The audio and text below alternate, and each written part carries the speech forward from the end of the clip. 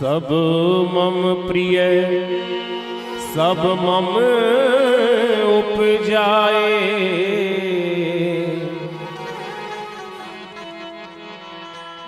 सब ते अधिक मनुज मोहि भाई।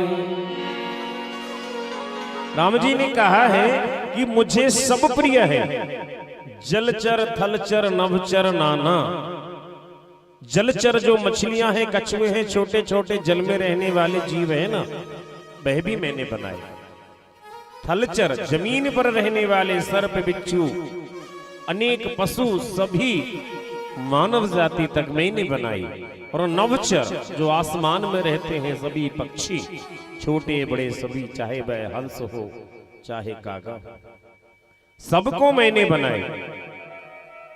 जलचर थलचर नभचर नाना जितने भी हैं।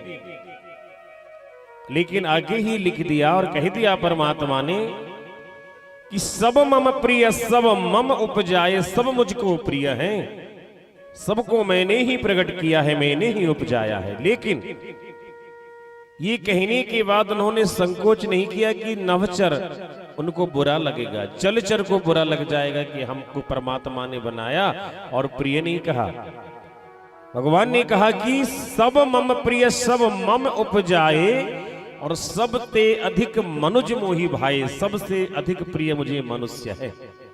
स्पष्ट कह दिया महाराज। किसी को बुरा लगे तो लगे, हंस को बुरा लग जाए, मछलियों को बुरा लग जाए, सर्प को किसी को बुरा लगे, लेकिन सबते अधिक मनुज मोहि भाई। उन्होंने कह दिया कि मनुष्य हमको सबसे अधिक प्रिय है। लेकिन मनुष्य से पूछा जाए कि तुमको सबसे अधिक प्रिय कौन है, तो मनुष्य महाराज रिश्तेदारों के नाम लेता है, भगवान के नाम नहीं लेता। मनुष्य से पूछा जाए कि तुमको कौन प्रिय है, इधर उधर दिमाग दौड़ाएंगे कि कौन दामाद का नाम ले, क्या बहन का कि बहनोई का, ऐसे महाराज पुत्र का नाम ले। हम क्यों नहीं कह देते महाराज कि जिस प्रकार से परमात्मा सबसे अधिक आपको हम है ना प्रिय, हम प्रिय हैं, इसी प्रकार से हमको भी सबसे अधिक प्रिय आप हो और कोई नहीं है आपसे ज्यादा प्रिय हमको। हम नहीं कह पाते। इसका एक और प्रमाण है, परमात्मा ने जब अवतार लिया ना, राम जी का अवतार हो, श्री कृष्ण का अवतार हो, या जो भी अवतार हो, उसमें भी परमात्मा ने स्पष्ट किया है, गौदिजु धेनु देव हितकारी।